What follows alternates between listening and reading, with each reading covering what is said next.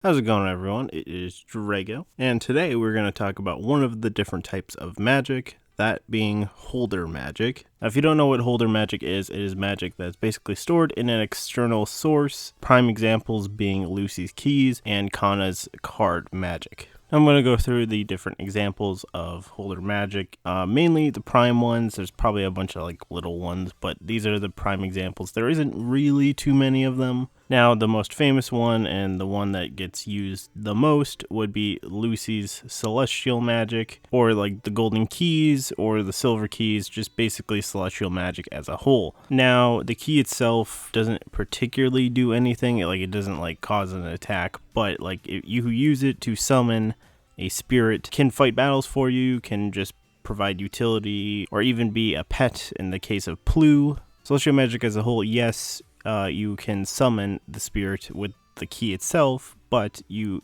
do have to use your own magic within you to keep that gate open and to have the spirit do attacks and stuff. But the prime example of Lucy for this holder magic in particular, yes, it starts out pretty basic, like only one spirit at a time, only certain days of the week. But as you grow more with celestial magic, you can summon more spirits, summon them for longer, and in the case of Lucy, she eventually masters Star Dress, which indirectly kind of pairs into Urza a little bit because Star Dress essentially acts like a Requip, which that's going to perfectly segue into the next holder magic, which this is kind of a maybe one if you really want to count it as a holder magic. That would be Urza's Requip.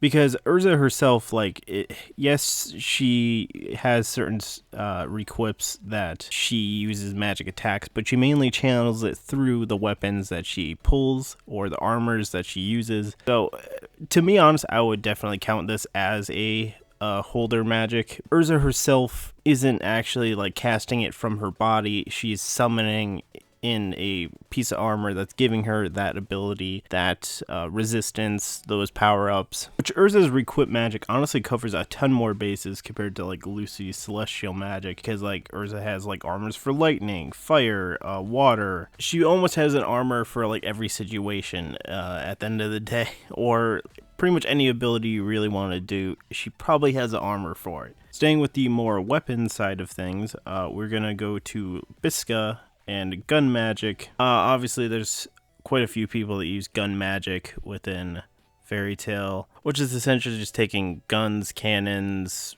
firearms in general, and using their magic to shoot bullets out of them. Pretty simple. It's literally just guns shooting like laser beams out of it that are magic power. Now we are moving on to Kana and card magic. Kana's card magic is honestly kind of a jack of all trades as well, because she has like cards that can like summon water, trap people in them, which the trapping people in them came in clutch many a times, mainly during Tartaros. Essentially, if you get trapped in that card, you're almost invulnerable. Like, you can kind of do whatever the flip you want to that card. Now, another side of Kana's card magic as well, she can kind of predict people's futures. But yeah, in all actuality, Kana's card magic is pretty versatile. She kind of has almost a card for everything. It's kind of like Urza again. I imagine that you just buy them from shops. Like, you could just go to a shop and it's probably got like a spell infused into a card, or like she maybe makes them. I don't think it's ever been explicitly stated. Like, I mean, Lucy, for example, she bought her celestial keys, or some of them, mainly Plu. So it wouldn't shock me at all if there's shops that sell card magic. Alright, this one's going to be a little bit broad, but Mystigan and Edalus weapons and magic Lacrimas. Mystigan was mainly kind of known for using these weapons because he didn't have magic himself, so he had to use external sources, aka magic weapons, which these were mainly prominently used during Edalus, and similar to Urza, and this is actually very similar to Urza. These weapons have magic properties, like a sword that does fire, or like wind. You can essentially probably put whatever magic attribute you want into a weapon. Obviously the weapons, you can kind of be pretty versatile with it and use whatever magic kind of you want, as long as someone has that ability to like put it into that weapon, and then you can kind of just reuse it. Yeah, like the Edalus weapons, you definitely can do a magnitude of things because it's like embodying that weapon with like fire magic, basically whatever magic you kind of want to put into that weapon, and then you can like use it without your own magic. But those weapons can run out of magic in the case of Daedalus again, because like Natsu was like using a fire sword and only could use it for a little bit because he was overusing the magic significantly, and then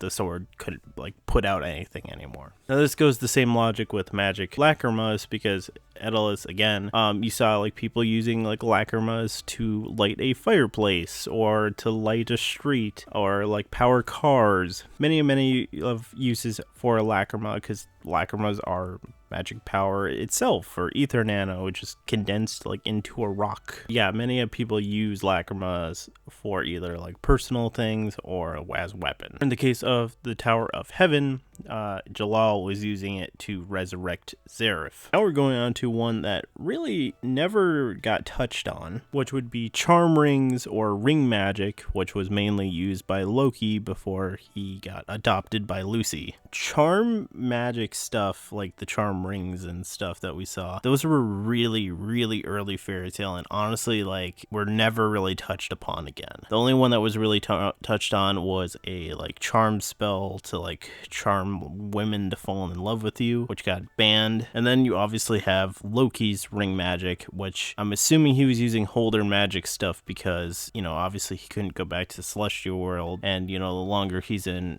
Earthland, it drained his magic power, which would eventually kill him. I imagine you could probably put whatever Lacrimas you want into like the head of the ring. Like you could maybe do ones to, like buff your punches or something like that, or like make fire or lightning. I imagine it'd be very similar to Mystigan in the sense of you could just put whatever Lacrima you want and then you can use that magic. All right, now we're getting into more maybe-ish ones if you want to classify it as a holder magic. First one being Backslow's like doll soul magic. Yes, he is controlling the souls himself, so I guess that would be more internal. Him putting the dolls and stuff and making them float, that's kind of external and kind of borderline counts as a holder magic. He's got his dolls and, you know, they're external, but he's controlling it with his own magic, which kind of is like a marionette type thing. For the most part, that's all the holder ones I found. I mean, there's a bunch of littler ones, and there's a few from the movies. But the few from the movies, like, they're just kind of copying ones I already said. Like, the first movie had a guy that used a gun, and also a girl that used Requip.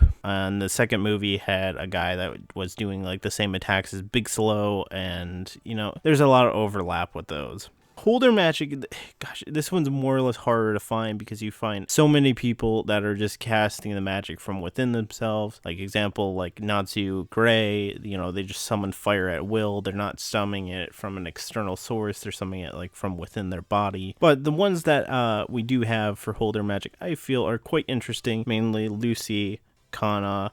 I really liked Mystigan. So tell me what you guys think about holder magic in the comments, or if you think some of these are or are not holder magic and your reason as to why, and leave any ideas you have for future videos in the comments. Thank you for watching, and this is Drago signing out.